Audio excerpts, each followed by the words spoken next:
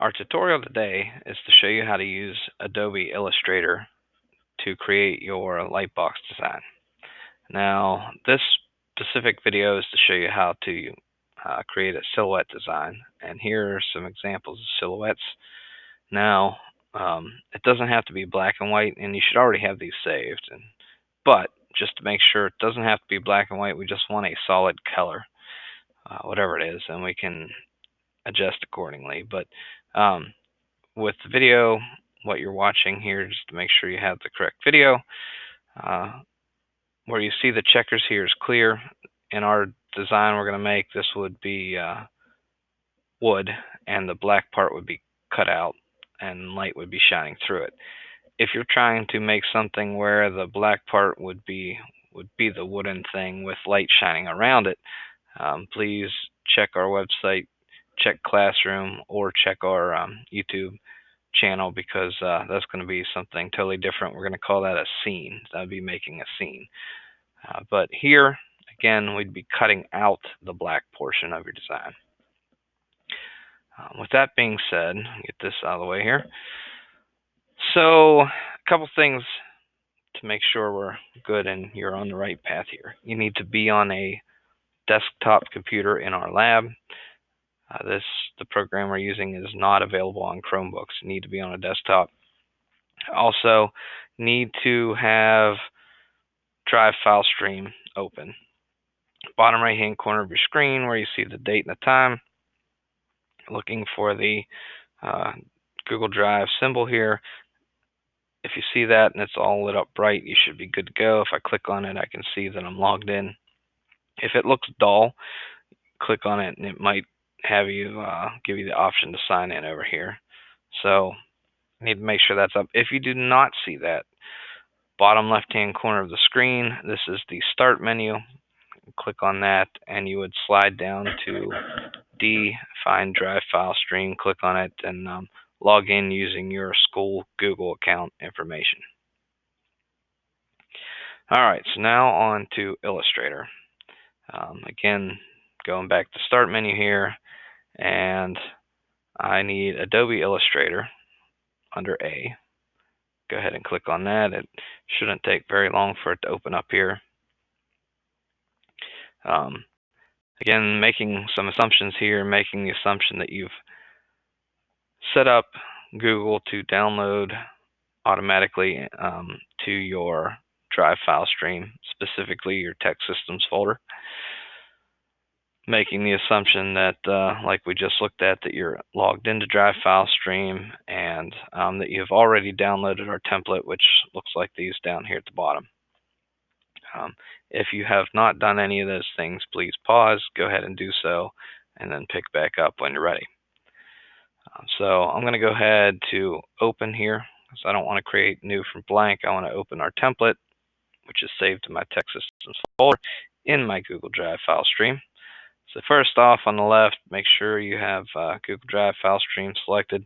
Sometimes you may need to click on the little arrow next to this PC so you can get to more options there. Once you go into there, you need to select My Drive and down to your Tech Systems folder. So my Tech Systems folder here, and open up your Lightbox template.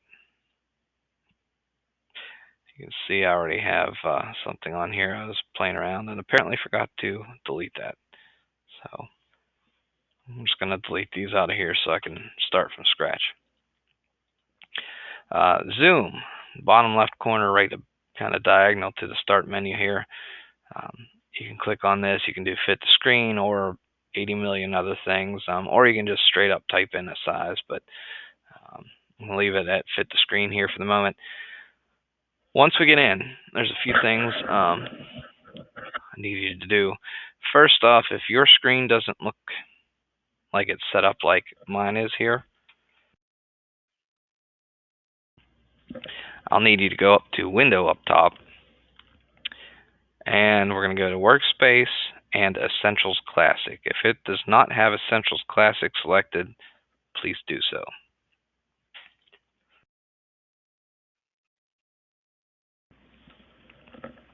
So, a few things to point out. All this text that I have in the template will not show up in your design. These are locked layers that will not print. The red lines here that create our box will print, and I've set it up so you can't move them, do anything with them. The green boxes, these are your design margins. This is where we're going to put our designs, and we want to fill those boxes up pretty well full, at least as wide as you can go or as tall as you can go until you actually hit the top and bottom or the sides of that green box. They will not print. So if we had that set up to print, you just have a big hole in your design and nothing you did would matter. So those are set up. They're also locked, so you can't do anything with them, and they will not print. That being said, to bring in your images, we're going to go up to File, and in this program what we're looking for is Place, or Shift-Control-P. And for my example here, I'm going to use these hokey footprints. Notice link is unchecked. All these boxes should be unchecked. If they're checked, please undo them. And Place, I'm going to use these on my top. The top can only fit on the top. The front, back, left, and right are all the same shape box. So really it doesn't matter what you do in each one of these, as long as whatever you put there is what you want to have on a side. You should have one design for the top and something separate for the sides. You can use the same design for all four sides, or you could do 2 and 2, or 4 different ones. That's entirely up to you. But for this, I'm going to do the top. I'm going to drag this out, and here we go. To make this easier to see, I'm going to zoom into 300% works well. And one thing worth pointing out, I've had people making different designs where maybe they wanted just a letter that maybe like the Millbrook M or the Michigan M or different things like that. You don't actually have to use an image for that. You can just use text. There is a text tool, and that can make that way easier. And we have all sorts of different fonts on these computers. And even if we don't have it, if you let your teacher know, we can download specific fonts onto the computer as long as it's free. So, we have some options here, some flexibility. Before I show you how to work with this, I want to point something out now, and I'll come back and show you later how to actually do it. But we see this a lot. Sometimes we see it with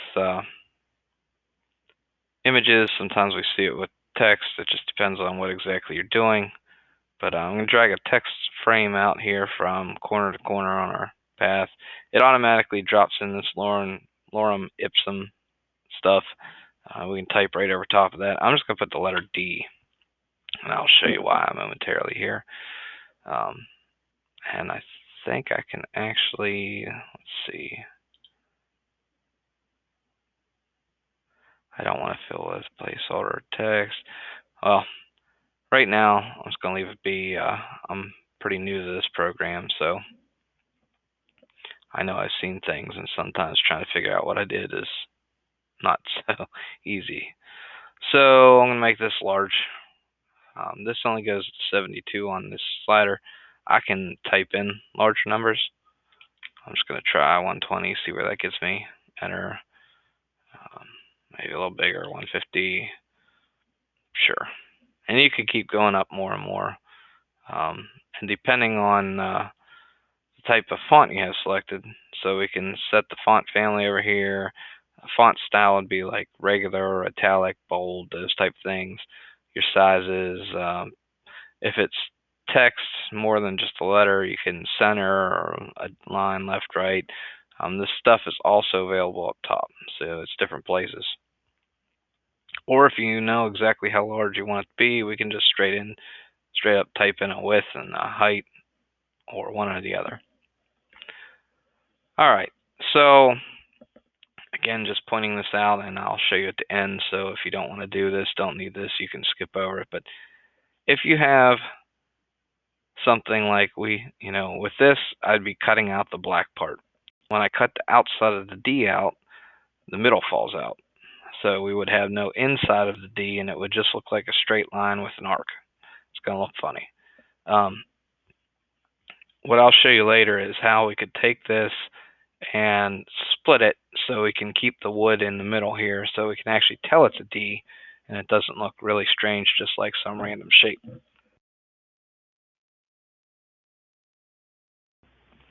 So again, we'll come back to that, and that could be for images as well. I'll show you real quick. Something like this woman's arm. If we cut the outside of this out, the inside part between her body and her arm is going to fall out, and you're not going to be able to tell. It might kind of look weird. Same thing with our dog over here. You can see the bottom feet touch, and that would lose the middle part, and really you kind of lose what's going on in this picture here. So watch what your designs look like and make your adjustments as accordingly as you need to here. All right, anyway, picking up. I need to turn these feet into just a solid, I need to make these solid, and then I need to just put an outline around it and put it clear inside, because we're just trying to cut the outside of the feet out. So first of all, I'm going to click on it to select it, and you can see, if you look carefully, the yellow with the little nodes around the outside here. That way I know it's selected. And this is a raster image right now. We need to turn it into a vector. So I'm going to slide straight to my right, and we have quick actions. The quick actions are great. I can get to all these things up in object and select and different options up top, but quick actions make this way quicker. And do image trace. That will turn into a vector. I've had the best luck with 3 colors. I played around with all these different things for different designs, and 3 colors for what we're trying to accomplish has worked really well for me. So I'm going to click that. You should see the little box. You can see the progress box here where it's actually changing it from the raster into a vector. And this will take a moment here. There we go. So now it doesn't really look any different for this, but it is now a raster image. Again, sliding straight to my right, this properties box here on the right. I'm going to go to quick actions and expand. And what I want to do here is ungroup. By ungrouping, it's going to break this into a bunch of pieces. Just to show you here, if I slide, and of course, let's try this one more time. There we go. I had everything selected all at once. So here you can see it takes that white box. We've got our little cutout where the feet were, and the cutout from the trademark over here. There's a couple ways we can do this. We can either take out all the little pieces out of here and get rid of the trademark, or if I slide over just so it's easier to see, with this whole box and the outline selected here, I can click on my quick actions. I can do release compound path. It just says release. That seems to be the quickest, easiest thing to do. And if I show you what happened, it separated the box from the feet from the trademark. I'm going to hit delete to get rid of the box here, the white box. Not backspace, but delete. Delete is directly above the left arrow on the keyboard. I'm going to delete the trademark, and all this stuff that's currently in the green box, I'm going to delete all of that. And so I'm on the selection tool, just the normal like clicker tool, and I'm going to drag, just left click and drag a box over both feet. And in quick actions, again, I'm going to group these together so I don't have to worry about them splitting apart. Put them back in my green box. And they're hard to see here at the moment. We're going to fix that. On the right-hand side, again, properties, there's appearance section. We need to change a few things here. We're going to change the stroke, and we're going to change the fill, and we're going to change the thickness of the stroke. So start out on the little box left of the stroke with the line through it. I'm going to left click one time. And we've got swatches and we have color mixer. I like to use the color mixer for this, just to make sure everything is exactly how I want it. Right now, because I'm clear, nothing's selected here. If I just click on any old color, we're going to set red clear up. Make sure, double check, triple check, it should be at 255. Green and blue both need to be at 0. Again, check that. That must be 255, 0, 0. That's the only way this is going to work when it's sent to the laser. If it's not set exactly to that, it will not cut, it will engrave, and that is going to mess our entire run up for whoever else we have on your board. Or down here, this little, you can see the little pound symbol here. And that's the hexadecimal number for this color. Pure red is FF0000. You could also just type that in, or you can even copy it and use it later and just paste it in place when you're ready. So that's all good. I'm going to click back over and just in gray. 1 point line is too thick. I'm just going to use the down arrow and go down to 0.25 point. On that will cut. Anything above that will engrave. I want to make sure it's really, really thin here. Our fill, left click one time, and that box with the red line through it is no fill. We want no fill, and I can just click in anywhere but my design here, and there we go. Those are all set. The last thing I would want to do, we mentioned that we want to make these larger. If I go to the A corner of my design here, you can see how it goes from the normal pointer to diagonal little lines. I'm going to left click and hold, and I'm going to hold shift key down as well. What the shift key will do is it's going to keep my height and width constrained so they doesn't get funny. Just to show you what happens if I don't do that is I can do things like this, which I don't want. So keeping that shift key down while you drag that is important. There we go. And let's size it up where it looks good within this box. If it's touched the outer edge of that green, that's fine. I wouldn't go beyond that though. So if you do not have any issues like keeping the center of, in this case, my D, you can go ahead and save, and then you're done. You can use those same steps for your other boxes. If you're going to use this multiple times, or once you do one side, if you're going to reuse it, you can just select it. You can copy and paste. Would be perfectly fine. Copy and paste, you can do Control C and Control V, or you can go up to Edit, and you can find the same stuff here. Don't forget to save. This is not a Chromebook. It will not save automatically. So go up to just save or Control S.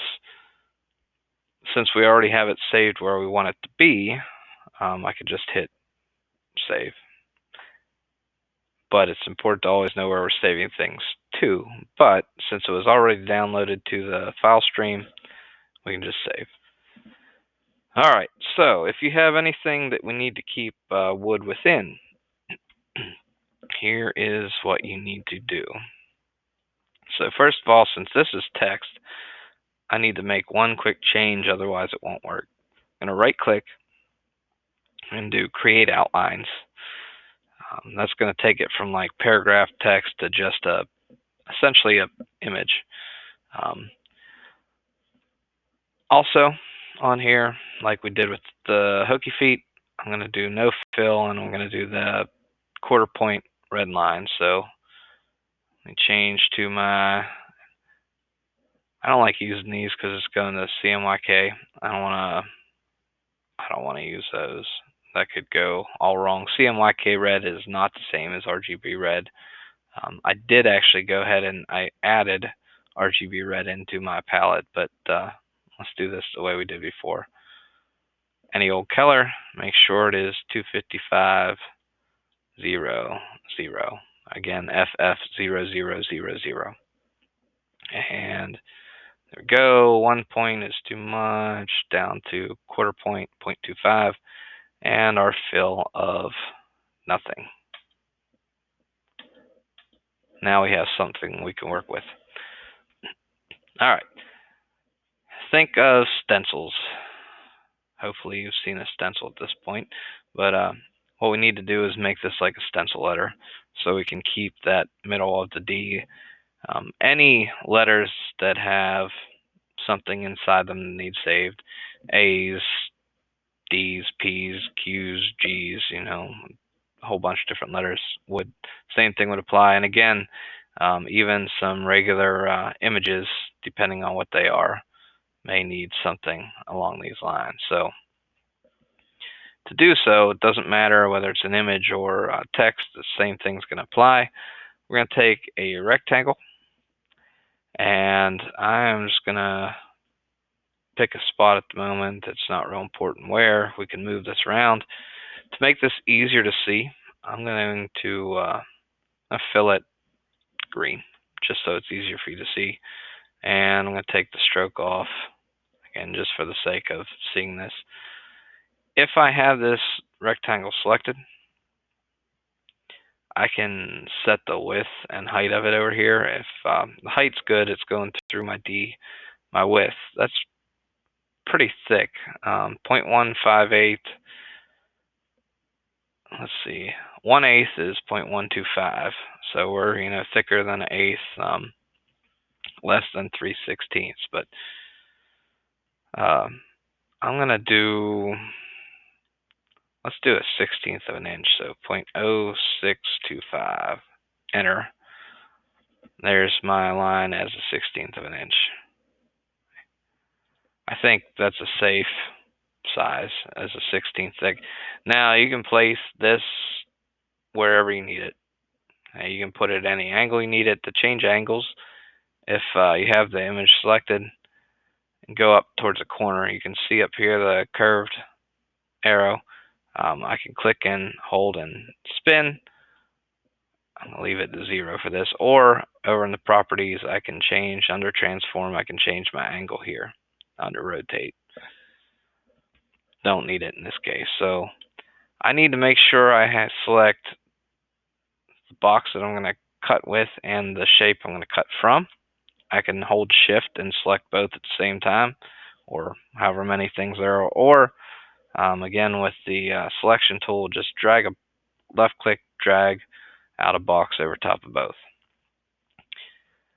Back to the properties bar. There's a pathfinder section. I have some options here: unite, minus front, intersect, or exclude. What we want here is minus front. I click that. Bam, like magic, we have this space which will actually, that's going to give us the wood out here. It's going to cut this section out. It's going to cut this section out, which will leave that middle in place. Okay, so depending on how large this is, something this big, I don't want 2 of these. You might be able to get something small. You might be able to get away with 1 of these. And sometimes it looks kind of funny, but you got to keep in mind, right now I'm zoomed in to 300%. If I go clear back to 100%, it's going to look way better with this than it would otherwise. And if you don't like where you split it, you can always undo, which the easy way is Control-Z, or edit and undo.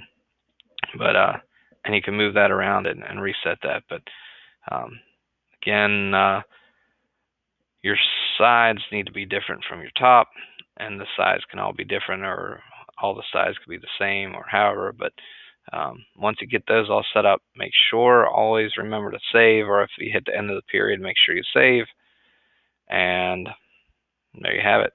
Once you're done with that, make sure you turn in your file into Classroom, and don't forget to submit it.